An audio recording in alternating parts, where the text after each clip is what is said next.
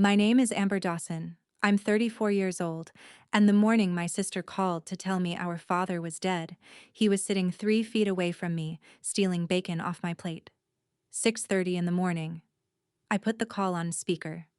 Sis, Dad died last night, Simone said, cold as a bank statement. He left everything to me and my husband. You get nothing. Behind her, my brother-in-law Braden laughed. Finally, you're out. My father set down his coffee, leaned toward that phone, and said something I'm not going to repeat yet, because Simone didn't get to hear it that morning, and you'll hear it exactly where she finally did. But here's what none of them knew. The funeral they were already counting money over was happening that Sunday, and Dad had picked out the flowers himself. Lilies. My mother hated lilies. He said she wouldn't mind missing this one. Welcome back to Calm Drama Stories, where quiet people finally get loud, with dignity. We tell stories about family, betrayal, and justice done the right way, for everyone who's ever been underestimated at their own kitchen table. If that's you, drop a comment below. Tell me where you're listening from, and be sure to subscribe. 9 months earlier, in October of 2025, my biggest worry was a night shift schedule. I'm a registered nurse. I was working travel contracts out of Columbus, Ohio. 13 weeks here, 13 weeks there. Because travel pay is how a girl from Cedar Falls kills off her nursing school loans before she turns 40. My father thought the whole arrangement was hilarious. You drive 3 states to give strangers their pills, he'd say, and I can't get you to change my furnace filter. That was Moses Dawson, 73 years old that fall. Army, 1970 to 1974. He came home, turned wrenches for other people until 1981, then opened Dawson's Garage on Route 9 and ran it for 36 years. He sold it in 2017, retired at 65, and moved exactly nowhere. The same house on Maple Ridge Road he and Mom bought in 1984 and paid off in 2009. He wasn't rich, he was paid off rich, small-town rich. The kind of rich that doesn't show up in a man's shoes but shows up later, in a courthouse. Mom, Carol, died in March of 2023, and Dad grieved the way he fixed engines. Quietly, daily, without asking anyone to watch. Every Saturday night he wound the little brass clock she kept on the mantel, because Carol always said a stopped clock made a house feel dead. He cooked. He drove his 1978 F-150 that he'd restored bolt by bolt. He called me every Sunday, and I called him. We were fine. Everyone was fine.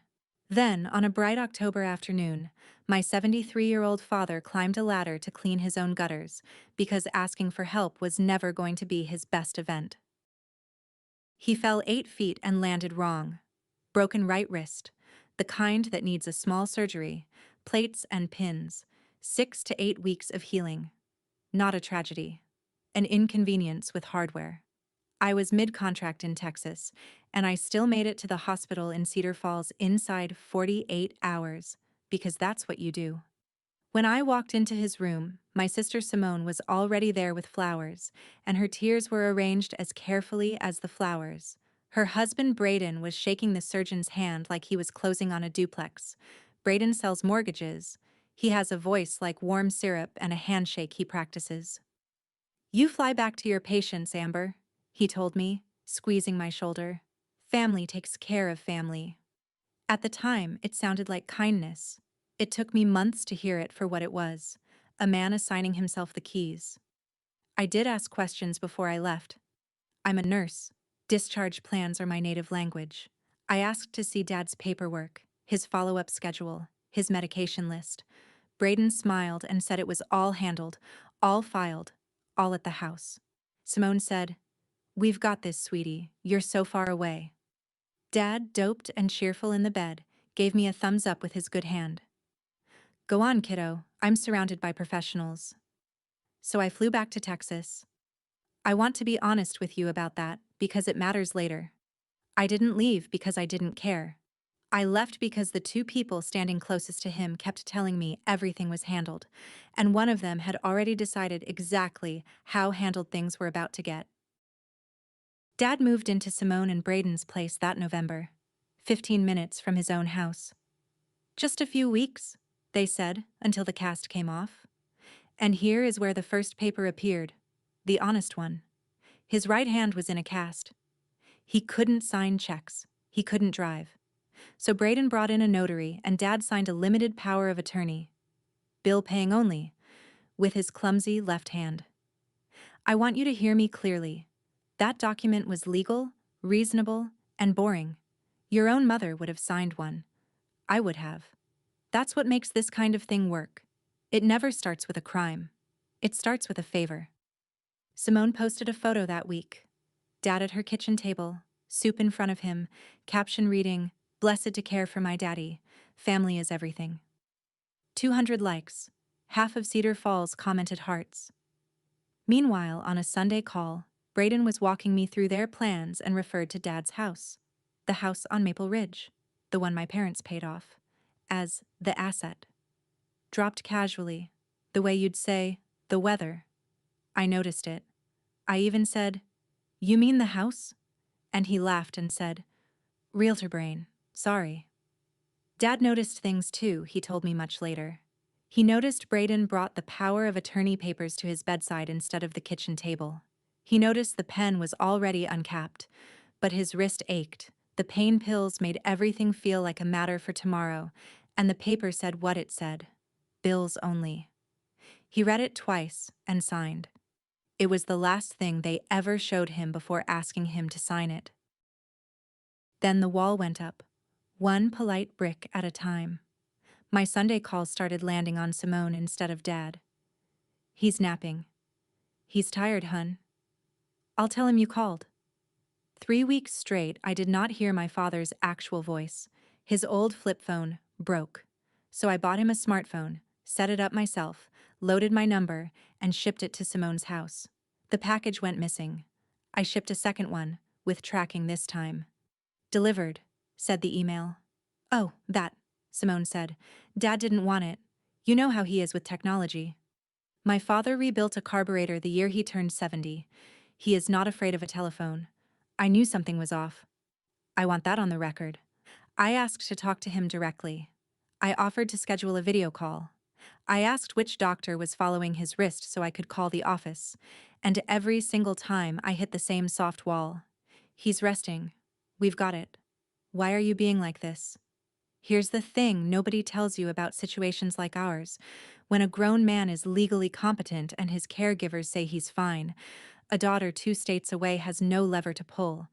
There's no agency you call because your sister keeps answering the phone. I was a nurse under contract, 13 weeks locked, with loans to pay. And the only 2 witnesses inside that house kept smiling at me through it. Simone ended one of those calls with a line I've never forgotten. "You chose your career, Amber. Let the people who stayed handle it." I flew home for Christmas anyway, and at that dinner table my father's chair had been moved to the corner. Christmas of 2025. Dad had just turned 74 that December, and the cast was off. But something else had been fitted onto him, a smallness. He sat in the corner of Simone's living room while she answered questions aimed at him. "Dad, how's the wrist?" "It's healing great, isn't it, Daddy?" He was thinner, quieter. His coffee was decaf, doctor's orders, though no doctor of his had ever said so. I got him alone for 10 minutes on the back porch, both of us pretending we needed air in 30-degree weather. He looked at me sideways with the old spark and said, "My checkbook's been on a diet, kiddo." I asked what he meant. He said statements used to come to the house on Maple Ridge. Now everything was paperless, and the passwords lived with Braden. He'd asked to see the accounts twice. Both times, Braden clapped him on the shoulder and said, "That's what you got me for." I went back inside and asked Simone calmly in the kitchen if we could all sit down after the holidays and go over Dad's finances together. Braden materialized like he'd been summoned. "Family doesn't need lawyers, Amber, unless you're accusing somebody." Notice the move. I asked about statements. He introduced the word lawyers. Then Simone started crying, right on schedule, about everything she does, about how nobody appreciates the person who stayed, and my father, because he is decent, and because decent men make soft hostages, patted my arm and said, "I'm fine, kiddo. Don't start a war at Christmas." On January 6th, I signed another 13-week contract in Texas. I've signed a lot of paperwork in my life. That was the most expensive signature of mine you'll hear about tonight. By February, the Sunday calls had gone from screen to scripted, and I'd had enough. I took 4 days off between shifts, told nobody, and flew home. My little ambush of love. Simone opened her door surprised and recovered fast. Oh no, you just missed him. He's on an overnight fishing trip with the VFW boys. Bad timing, sweetie. Fishing. In Ohio. In February. I drove to Dad's house on Maple Ridge and stood in the yard a while. Grass gone shaggy under the frost. Mailbox stuffed. Curtains shut tight. A house holding its breath. On the way out of town, I stopped for gas and ran into Earl Prescott. My father's oldest friend, 75 years old, ran the Prescott Funeral Home for 4 decades before his sons took it over, buried half of Cedar Falls with his own hands, and cried at most of them. Earl looked at me strangely. Moses hasn't been to a post meeting in 3 months, honey. We figured he moved in with you. Not on a fishing trip with them. Not at meetings at all. I called Simone from the gas station lot. She didn't even pause. Oh, it's not the VFW crowd, it's his other buddies. You don't know them. A lie stacked neatly on a lie, like cordwood. I flew back to Texas with my stomach in a knot, and 3 days later Simone texted me a photo. Dad in an armchair, smiling thinly, holding that day's mood hostage. Dad's doing great, stop checking up on us. I stared at that picture a long time. There was a detail in it. Small, ordinary, right there in the background, that I wouldn't understand for another 5 months. When I finally did, it changed how I saw every photo she'd ever sent. My contract ended the first week of May 2026, and I came home to Columbus with a plan to drive to Cedar Falls unannounced and refuse to leave without seeing my father. The phone rang before I'd unpacked. June Hetler, a nurse I'd worked med-surg with years ago, 58, sharp as a lancet, the kind of woman who notices everything and forgives most of it. She'd taken a job at a long-term care facility called Crest Haven Manor, out near the Indiana line, 170 miles from my kitchen. Her voice was careful. Amber, there's a resident here, came in back in March. He asks every nurse on every shift if they know a nurse named Amber. Says she's his daughter. I couldn't speak. June kept going. Gentle, professional. His name is Moses Dawson, honey. Is that your father? I stood in the middle of my kitchen with my keys still in my hand. Nobody had said the words nursing home to me. Not once, not in any call, not in any text. As far as I'd been told, my father was eating pot roast 15 minutes from his own house. June said one more thing before I hung up, and it's the thing that put me in the car. Amber. He doesn't present like a placement. He presents like somebody misplaced him. I didn't call Simone. I didn't call Braden. There are conversations you have by phone, and there are conversations you have in person, in daylight, with paperwork. I got in the car. Before I tell you what I found in that building, let me say this to every one of you with an aging parent. Ask them today, kindly, over coffee. Who holds your power of attorney, and have you seen your own bank statement this month? Not to accuse anyone, just to know. It's the one question I didn't ask in time, and it cost my father everything but his life. If this story is hitting home, take 2 seconds and hit subscribe, because what my father did when he got out deserves witnesses, and you're going to want to be one of them. 3 hours of highway, and I spent every mile of it being a nurse, because being a daughter would have put me in a ditch. Cresthaven Manor sat off a county road behind a sign with 2 burned-out letters. Inside, the smell hit first. Cheap disinfectant over something older. A call light blinking down the hall with nobody moving toward it. A television talking to a row of empty chairs. I counted staff the way I count on every unit I've ever walked. 1 aide for a wing that needed 4. The medication cart parked and locked at 11 in the morning with the 9 o'clock meds still signed out as pending. I don't say any of this to shame the aides. Understaffed people can't pour from an empty building.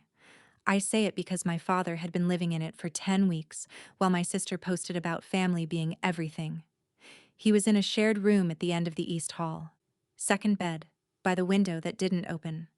My father, Moses Dawson, who once carried an engine block across a shop floor out of pure stubbornness, was maybe 15 pounds lighter, gray stubble on his jaw, wearing a shirt I didn't recognize that fit him like a borrowed apology.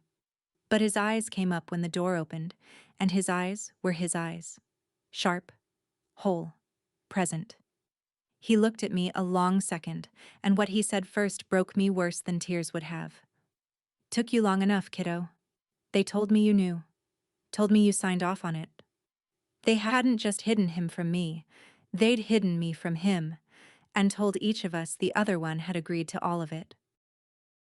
We spent an hour untangling 7 months of careful lying, and every knot had the same 2 sets of fingerprints on it.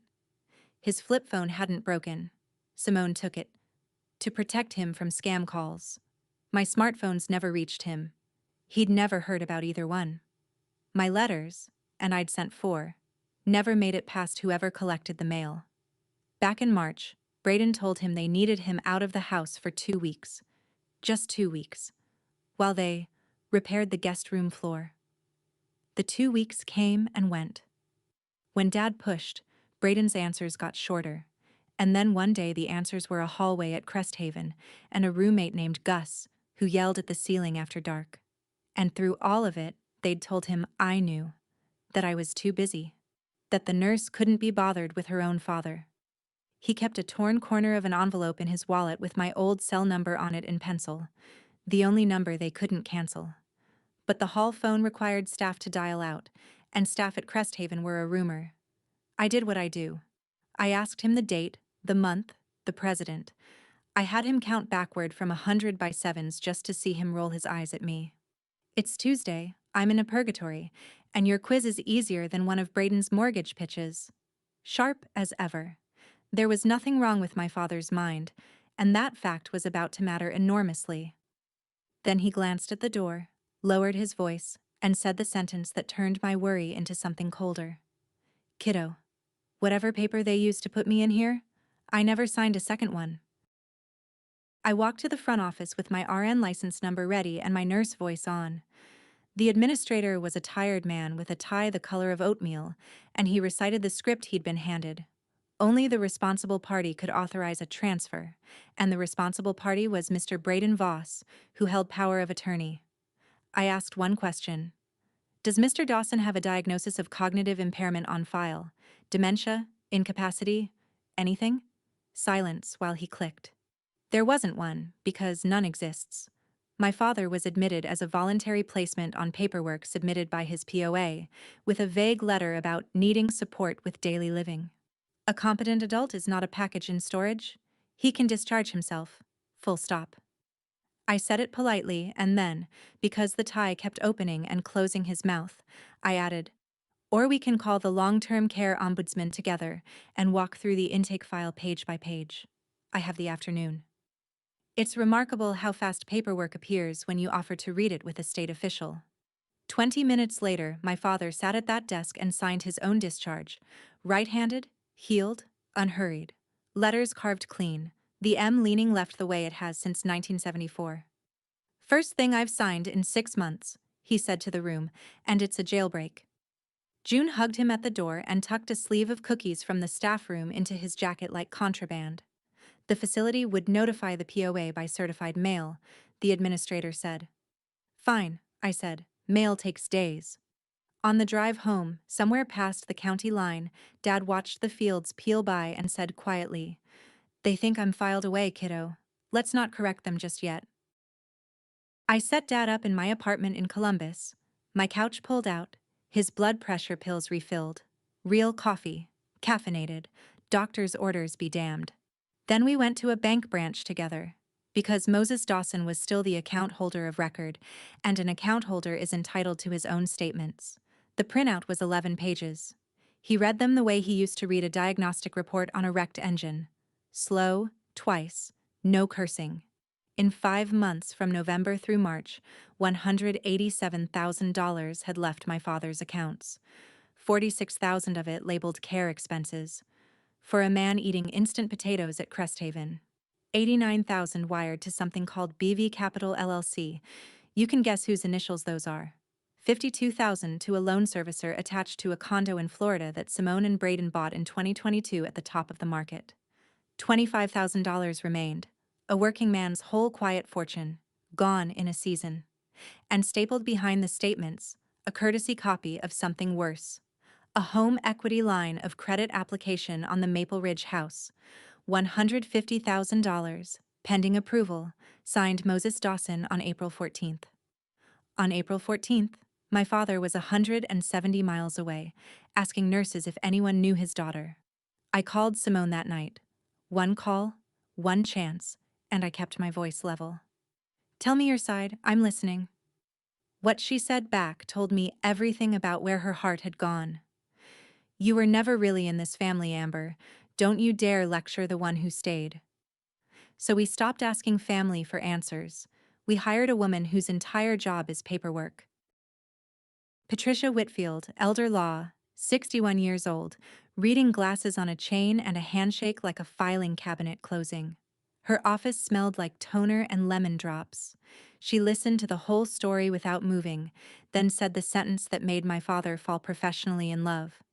"Documents don't cry, Mr. Dawson. That's why I like them." She moved fast and completely legally, and I want you to hear the order, because this is the part that protects people. First, Dad signed a notarized revocation of every power of attorney in existence, delivered to the bank, the county recorder, and every institution he'd ever touched. Second, a signature dispute letter to the HELOC lender, which froze that application where it stood. No money had moved yet, which meant the house was still clean. Third, a report to Adult Protective Services and a fraud affidavit with the bank, both of which start clocks that even a smooth talker can't stop. Then Patricia laid out the problem. "Civil recovery, I can get. Criminal intent is harder. He'll say Dad authorized everything verbally. These men always say that." And buried in the bank's file was the thing we didn't have before. A second power of attorney, full financial authority, notarized January 12th, submitted in January. The one Dad never signed. Patricia slid it across the desk. "For criminal charges, it helps enormously if they use a forged instrument again. Somewhere public, somewhere witnessed. Fraud in a drawer is a lawsuit. Fraud performed for an audience is a conviction."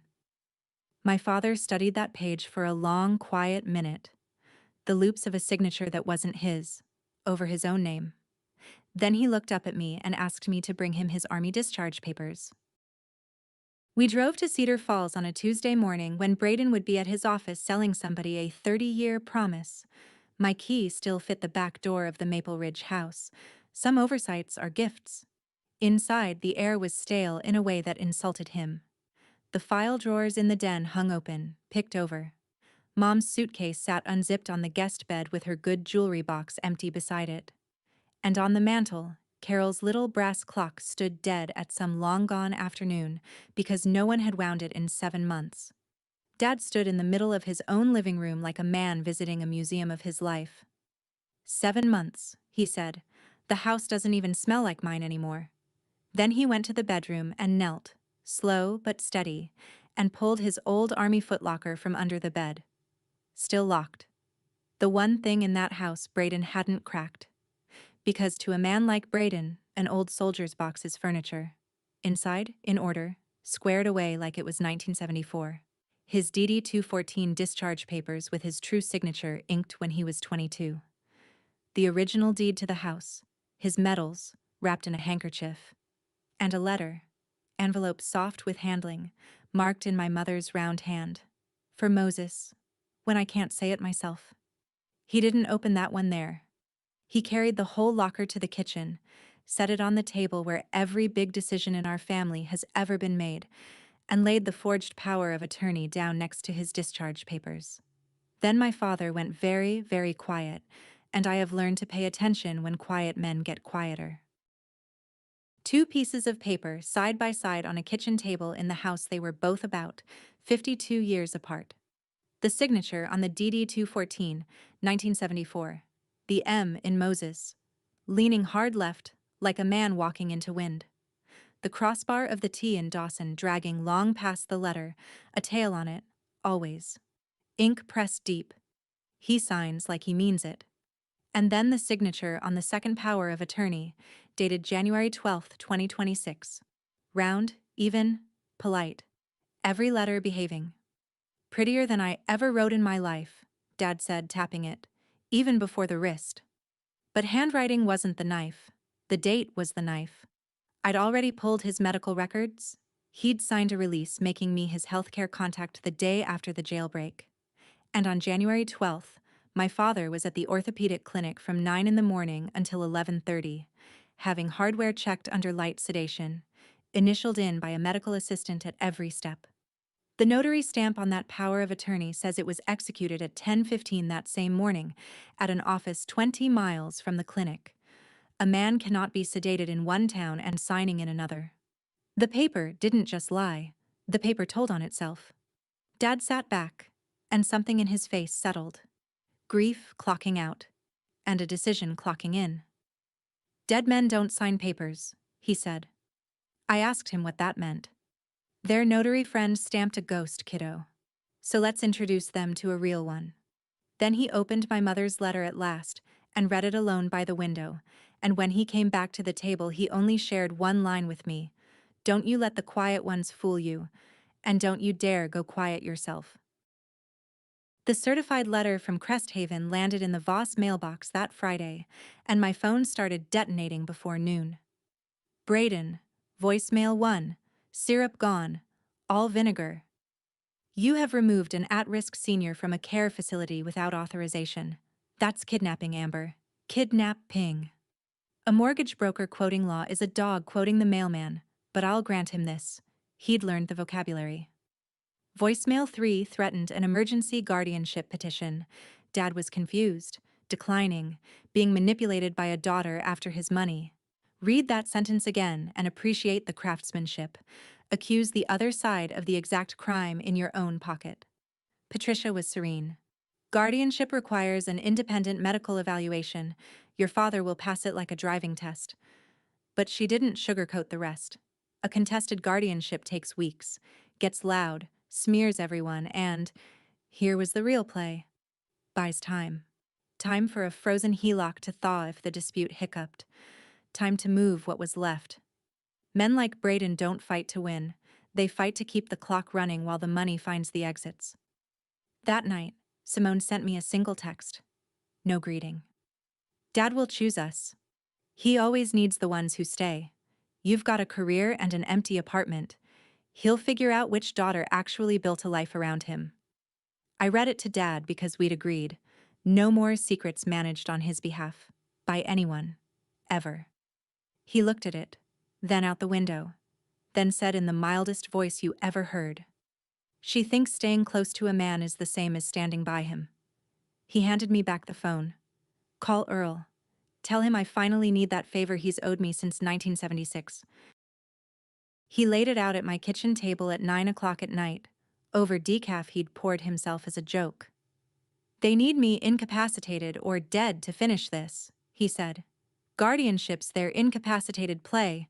Slow. Public. So let's give them the other option, the one with better catering. I actually laughed, and then I saw his eyes and stopped. He meant it. Let them believe he had died. Not a fake death certificate, not a false report to any agency, not an obituary in any paper. He'd thought about the lines and refused to cross them. No government paper, no insurance, no cops lied to. Just one phone call, friend to family, and a memorial his buddies throw him. Lying to liars isn't a felony, kiddo. I checked. Twice. The logic underneath was pure Patricia, even though she'd never touched the theatrics. Greed is a reflex. Tell Simone and Braden the man is gone, and they will not pause to grieve. They will produce that forged will and claim the estate in front of God and everybody, because they cannot afford probate questions later. Using a forged document in public, out loud, to witnesses, has an ugly legal name, and it comes with handcuffs. They wouldn't be trapped by us. They'd be trapped by their own paperwork, doing what it was always for. I sat with it, and my old habit spoke first. The one that thinks I'm responsible for every outcome in every room. If this goes sideways, you're the one they'll call crazy. They'll use it in the guardianship. He nodded like he'd already been there. I've been called worse by better. Then he smiled, and for a second he was 50 again. We just need a man the whole town believes. Lucky for us, I know the fella who buried half of it. Earl Prescott listened to the whole plan on his back porch with a coffee going cold in his hand, and when Dad finished, Earl was silent about 5 seconds, which for Earl is a filibuster. Then, I've buried 4 mayors and 1 man I truly didn't care for. This'll be my first rehearsal. That's how the old guard says yes. Understand who these men are. Earl ran the Prescott Funeral Home for 40 years. His word on a passing is gospel in 3 counties. His sons run it now, but nobody in Cedar Falls would question Earl Prescott calling with sad news, which is exactly why he'd be the one to make the call. One call only, personal, to Simone. Her father collapsed, and he was gone. Every word deniable as a misunderstanding between old men, and none of it anywhere near an official. June's part was even cleaner. If anyone phoned Cresthaven asking after Moses Dawson, she'd confirm only what was true. Mr. Dawson is no longer with us here. And let a guilty imagination do the heavy lifting. The VFW would host a memorial gathering that Sunday, organized by his Post brothers, the way they've done for every one of their own for 60 years. And Patricia would know nothing about any theatrics, officially or actually. She'd simply attend a community memorial as a guest, the way small-town lawyers do, with her briefcase, because she never goes anywhere without it. If certain documents happen to be waved around in public, well, she'd be there with the real ones. Earl asked Dad one final logistics question. What flowers? Lilies, Dad said. Carol hated lilies. She won't mind missing this one. Now, I know some of you are yelling at your screens right now. Just sue them, Amber. We could have. We'd have likely won, in 2 years, quietly, in a beige hallway. But my father wanted more than his money back. He wanted his town to see who they were, with their own eyes, in real time. If you've ever watched a smooth talker fool every room he walks into, you know exactly why. Stay with me. The funeral's coming. And trust me, you want a front row seat. Subscribe now so you don't miss how this ends. Thursday, 7 in the evening. Earl made the call from his porch with Dad and me listening on speaker 3 feet away. My father, attending the announcement of his own death with his arms crossed like a man auditing a repair estimate. Earl's voice did the thing 4 decades of practice does, that soft, settling tone that has carried bad news up 1,000 front walks. Simone, honey, it's Earl Prescott. It's about your father. He collapsed this evening, sweetheart. I'm so sorry. He's gone. And then we all heard it. The pause. 3 full seconds. And into that pause, my sister did not say, "Where is he?" Or was he in pain? Or, "Oh God, not Daddy." My sister's first question, breathed out over what I will swear was relief, was, Where was he staying? Was anything with him? Papers, I mean. Papers, I mean. Dad's face didn't move. His hand did. Knuckles whitening around his coffee cup, just once, then easing. Some griefs a man absorbs standing up. Earl, bless him, never broke stride. The Post brothers would handle everything, he said. A memorial Sunday at the VFW Hall, no cost to family. As for papers, well, he supposed some lawyer somewhere had whatever there was. Bait, floated gentle as a fly on a stream. Simone said thank you in a voice already 3 rooms away doing math. She did not ask to see her father. She did not ask a single question about him. Only about what he'd left behind, as if the man were packaging. We found out later from phone records what happened 23 minutes after that call ended. Braden dialed the HELOC lender's office line at 7:41 at night and left a voicemail asking about disbursement timelines. Grief has a schedule, apparently. His runs on business hours. Which brings us back to where I started. Friday, 6:30 in the morning, my kitchen in Columbus, bacon in the pan, and my father across the table stealing it. The phone lit up. Simone. I put it on speaker and set it between us, next to the coffee. You know the words by now, but hear them again, knowing what I knew. Sis, Dad died last night. Flat. Not one tear in it. He left everything to me and my husband. You get nothing. And Braden, close to the phone, wanting me to hear him. Finally, you're out. Understand what that call actually was, because it took me a second, even then. She wasn't notifying me of a death. She was serving me an eviction. From the family, from the estate, from the story. Before I could ask a single question about paperwork, the claim came first. The claim always comes first with them. My father set down his cup without a sound. He leaned in toward that phone, close enough for the steam off his coffee to fog the screen, and he said something. Quiet, level, final. You haven't heard it yet because Simone didn't. My thumb was resting on the mute button, and it had been since I answered, because we'd agreed the trap needed 2 more days in the ground. What he said was, for Sunday. She'd hear it standing up, in front of everyone, and so will you. Into the live line, I made my voice small and said I needed time, that I'd come Sunday. To the memorial. Simone's last instruction before she hung up, and I quoted exactly. Fine. But don't you bring some lawyer to a funeral, Amber. Have some class. Ma'am. Understood. They gave us Saturday, and they spent it exactly like themselves. By 9 in the morning, Simone had posted a black and white photo of Dad to Facebook. Rest easy, Daddy. Your girl was with you till the end. A heart emoji. 200 reactions by lunch. Casseroles pledged in the comments. Candle emojis from women who'd known Carol at church. With you till the end. The end of what? His checking account? And here's where I finally understood the photo from February, the one she'd texted with "Stop checking up on us." Same armchair, same wall behind him, and on that wall, a clock reading 7 minutes past 4. The same 7 minutes past 4 as in the new memorial photo, and the same shirt on my father in both. Every proof of life she'd ever sent me came from one afternoon, one stage sitting, cropped and reserved for months like leftovers. He'd been gone from that house since March. Her photographs never knew it. While she posted, Braden worked. A neighbor on Maple Ridge, Dottie Kranz, watched that street 40 years, called me confused. A van in Dad's driveway. A man drilling out the locks. Saturday, before any funeral. Changing the locks on a dead man's house before they'd even buried him. Patricia added the timestamp of Dottie's call to a folder that was getting thick.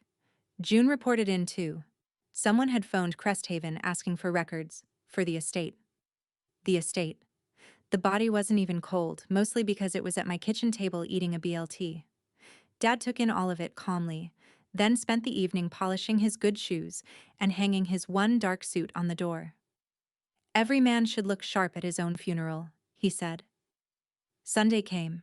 60 folding chairs, one closed casket, and my sister walked in wearing brand new shoes, carrying a folder. The VFW hall on a Sunday afternoon, flags at the front, the honor board with its brass names, 60 folding chairs in rows on an old wood floor that creaks confessions out of everybody. Earl had dressed the room like the professional he is. A casket at the front, closed, borrowed from the showroom floor, and nobody questions a closed casket at a memorial, because nobody wants to.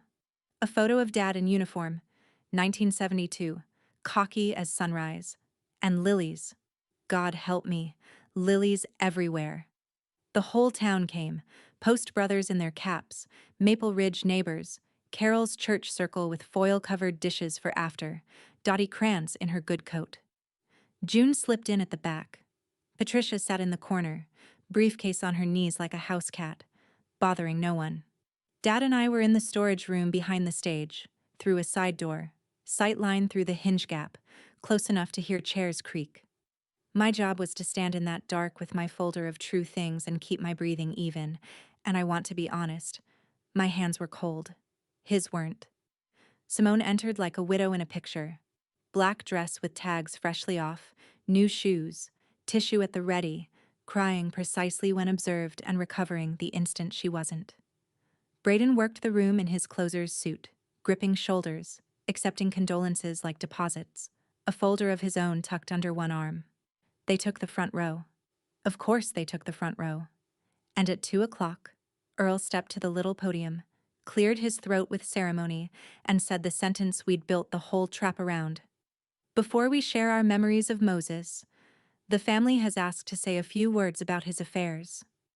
His affairs. They'd requested it themselves that morning, lambs volunteering for the spit.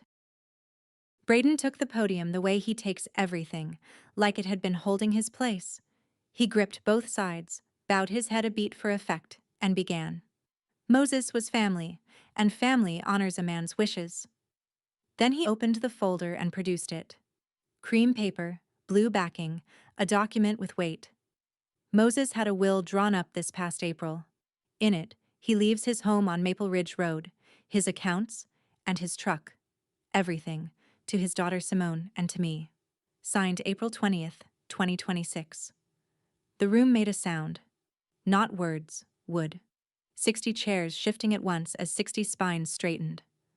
Dottie Kranz said, the way she says it about late tomatoes and bad men, and heads turned toward each other all down the rows, because everyone in that hall had heard Moses Dawson brag about his nurse kid for 3 decades, and this arithmetic did not add up to the man they knew. Braden should have stopped there. Braden has never once stopped there in his life. He raised a hand for quiet, found my face in the crowd. I'd slipped out to stand at the back wall minutes before, per the plan, and read the next line slowly, tasting it. And to my daughter Amber, I leave nothing. For reasons she knows. For reasons she knows. He read a dead man's cruelty to a room full of that dead man's friends, and he smiled while he did it, and that smile is the most expensive thing that man has ever worn.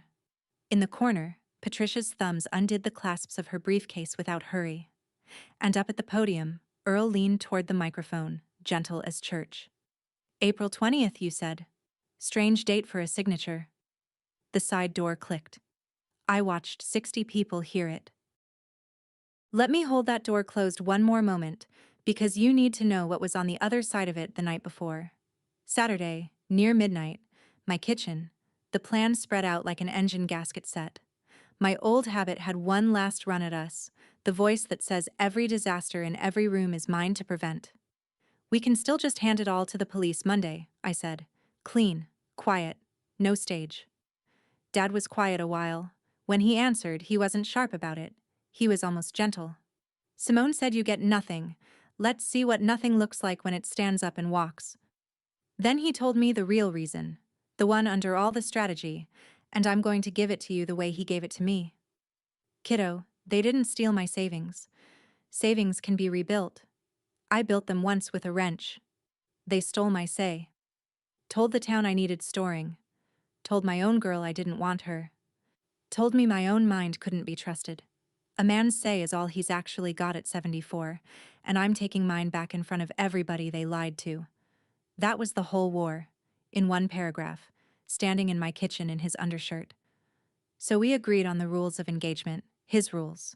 No shouting, no accusations from us, no speeches. I would carry the folder, statements, revocation, medical records, his discharge papers, and we would stand there and let paper do the talking, because paper had been their weapon from the start, and there is a justice in being beaten by the real thing. Sunday afternoon, 2:17. The hinge gap went bright. My father's hand turned the knob, and 60 people were about to attend the shortest resurrection in Ohio history. The side door opened, and my father walked into his own memorial service. Dark suit pressed to a knife's edge, shoes like black glass, the VFW pin on his lapel catching the hall lights. He didn't hurry. Moses Dawson has never hurried for anyone, and he was not about to start for his own funeral. One measured step, then another, the old floor announcing each one like a drumroll it had been saving up for 60 years. The room came apart in slow motion. A casserole dish slid off a side table and hit the floor with a crash nobody turned to look at. One of the church women crossed herself twice and sat down hard. Somebody's oxygen tank whistled. In the back, June lost the fight entirely and barked one clean laugh before clamping both hands over her mouth. Dottie Kranz said, loudly, to no one, "Well, I'll be damned," which as far as anyone knows is the first time in her life. Simone did not scream. Simone stood up and then simply stopped operating, white as the lilies, two black tracks of mascara moving south while the rest of her face forgot its lines. And Braden froze at that podium with the forged will still raised in his right hand, at shoulder height, in full view of 60 witnesses and one lawyer, a salesman photographed mid-pitch by every eye in the room. Dad reached the podium, adjusted the microphone downward with two fingers, the way he used to fine-tune a carburetor. He looked at the casket. Nice box, Earl. Little roomy for my taste. Then he turned, found Braden's eyes, and delivered it, mild as morning. Dead men don't sign papers, son. And they surely don't drink coffee. Braden did what every cornered salesman does. He started selling, loudly. This is a sick joke? Braden's voice cracked across the hall. Syrup boiled off, nothing left but the burn. This! He's not competent. Look at him. This is elder confusion. He wandered off from his facility. He's been manipulated by her. And his finger found me at the back wall. She took him. She's after the money. This is exactly what the guardianship was for. It's a remarkable thing, watching a man drown at a podium. 60 people had just seen my father cross a room like a colonel inspecting a parade ground, and here was Braden explaining that the man was lost and confused. The room did not murmur agreement. The room went quiet in the specific way an audience does when it has stopped being an audience and started being a jury. Simone lunged the other direction. For sympathy. Daddy, we thought... Earl said. And then she spun on Earl, mask slipping sideways. You lied to me. You called me. You said... And there it was. In her own voice. In front of everyone. She'd been told her father was dead and never once asked to see him. Never called the funeral home. Never asked what happened. Just booked a podium and found a folder. Nobody trapped her into saying it. Grief that skips the body and goes straight to the paperwork tells its own story. I walked up the center aisle then, unhurried, folder against my chest, and I kept my voice at the level I use for families in waiting rooms. You were told he collapsed. You called me at 6:30 the next morning about the will. You never asked to see him. Not once. Behind me, I heard the pastor of Carol's old church stand, take his coat, and move 3 rows away from the Voss family pew. The room was choosing. Then Patricia stood up, buttoned her jacket, and spoke for the first time. Mr. Voss, may I see that document you just read to the room? What happened next took 11 minutes, and I have never enjoyed paperwork more. Patricia walked to the front table, the one meant for the guest book, and laid out documents one at a time, announcing each in the tone of a woman reading a weather report. Notarized revocation of all powers of attorney, executed in May, on file $187,000 in 5 months, including $89,000 to BV Capital LLC. She looked up pleasantly. The B is for Braden. The V, I assume, does not stand for victim. 4. And a home equity application on the Maple Ridge property, signed April 14th, when Mr. Dawson was residing at Cresthaven Manor, 170 miles from the closing pen. Then she turned to the will itself, still in Braden's hand. Dated April 20th, when your father-in-law was residing at Cresthaven. Intake logs show he received no visitors that week. So tell the room, Mr. Voss, who witnessed this will? There are 2 witness signatures on that document, and one of them belongs to a loan officer from Braden's own office, and that man was sitting in the 4th row with a casserole on his knees, come to pay respects. He went the color of oatmeal. You told me it was routine estate stuff, Braden. You said it was a formality? His voice cracked in front of everyone. A witness to the forgery, unwitnessing himself, live. Braden made his last stand. Nobody consented to being recorded. You people set me up. Patricia, mildly. No one recorded anything, Mr. Voss. You read it into a microphone. At a funeral. That you scheduled speaking time for. And that is when the hall doors opened, and 2 deputies from the county sheriff's office stepped in out of the afternoon light, exactly on the schedule Patricia had arranged with the fraud unit 3 days before. Nobody got tackled and nobody got cuffed in front of the lilies. Real life is quieter than that. And honestly, quieter is worse. The deputies came up the aisle unhurried, the way men do when the outcome is already filed, and the older one said the sentence that ends a certain kind of man's whole architecture. Mr. Voss, we'd like you to come answer some questions regarding a bank fraud report and some documents. Bank's already frozen the line of credit and referred it. Won't take long to start. Bank fraud. Federal words. You could watch them land on Braden and read every stage on his face.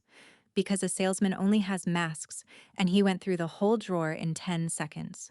Outrage. This is a family matter. The deputies didn't blink. Charm. Gentlemen, there's been a huge misunderstanding. Let's talk offline. Nothing. And then the last mask, the real one, the beggar. He turned to my father, and his voice did something I'd never heard it do. It went up. Moses. Moses.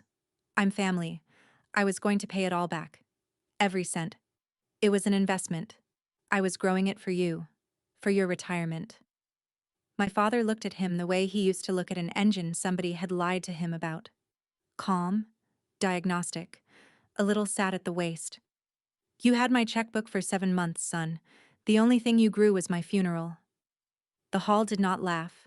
It exhaled. 60 people. One breath. The sound of a town closing a ledger. Then Simone broke.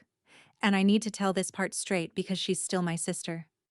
She dropped into the front row chair like her strings were cut, and for one moment, the performance stopped, and the actual woman looked out. We were drowning, Daddy. Barely a voice at all. The condo, the cards, all of it. Braden said it was temporary. It was only ever supposed to be temporary. And I believed her. I still do. That's the tragedy. It probably did start as temporary, the way a leak starts as a drip. But nobody stays sympathetic for long on that family's side of the room, and she proved why in the very next breath, wheeling on me with her wet face twisting. But you made it worse, Amber. If you'd just stayed out of it, nobody ever had to know. There it is. Not I'm sorry, not what did we do. Just, we'd have gotten away with it if the family nurse hadn't checked the chart. I looked at my big sister, the one who taught me to ride a bike, who curled my hair for prom, who called me at 6:30 in the morning to tell me I was nothing. And I gave her the calmest sentence in this whole story. You called before sunrise to tell me I get nothing. Sis, I'm the only one leaving this room with everything I walked in with.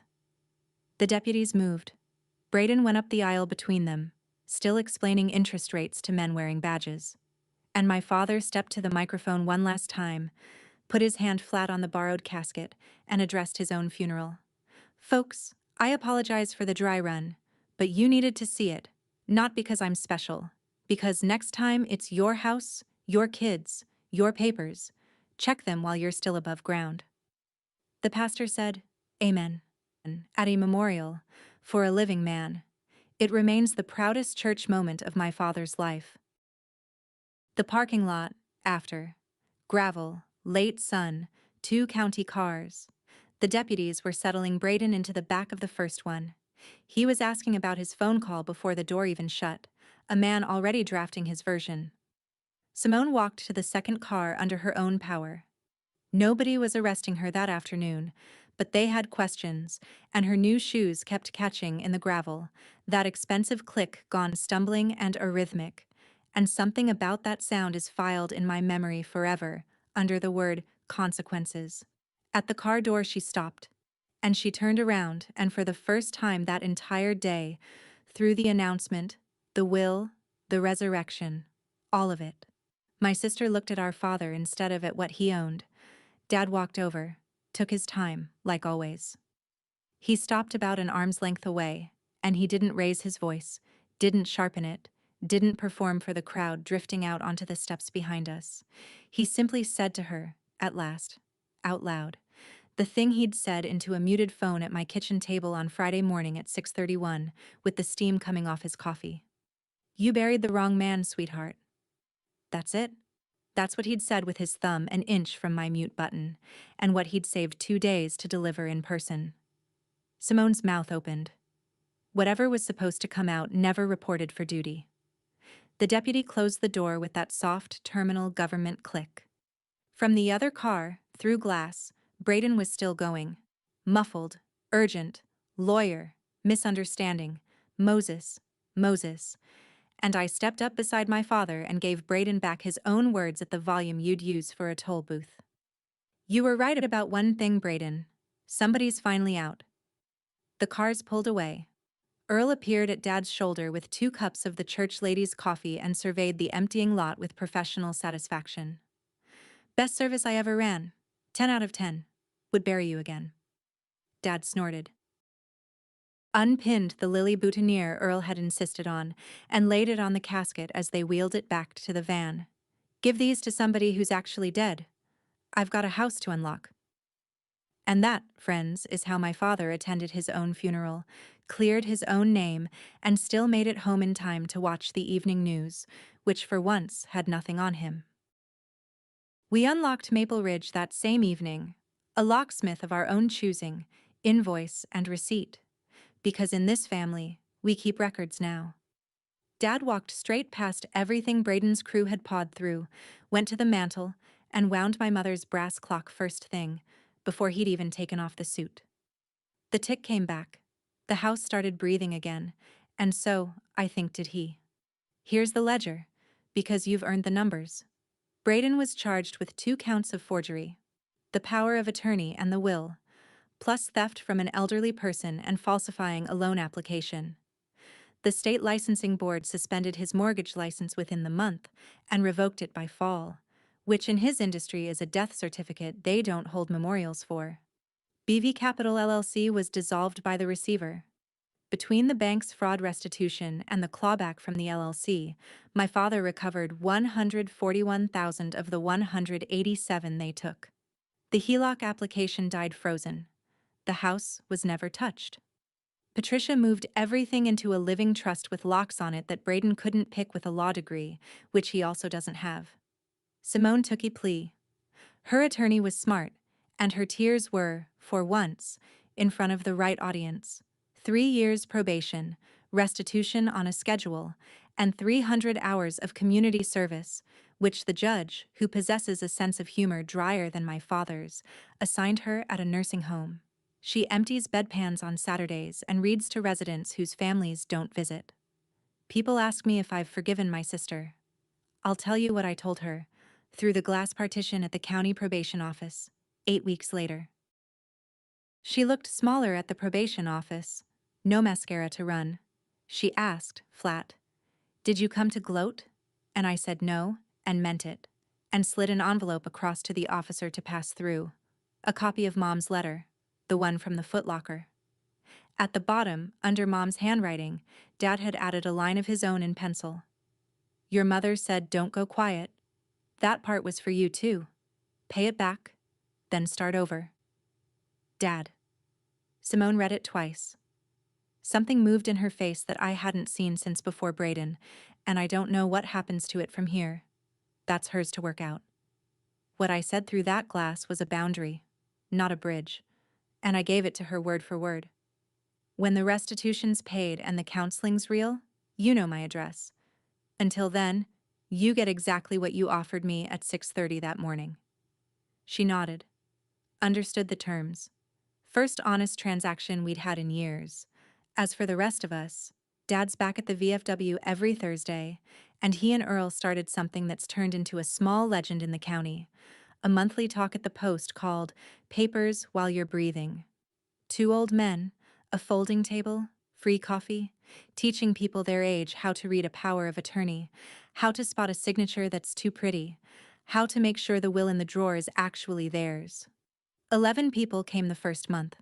By the third, they were setting up extra chairs, and a woman from 2 towns over stood up and said the talk had caught her nephew mid-scheme. I took a staff position at a Columbus hospital, no more 13-week states, and every Sunday I make the 2-hour drive, and Dad burns the bacon on purpose because he claims I like it that way.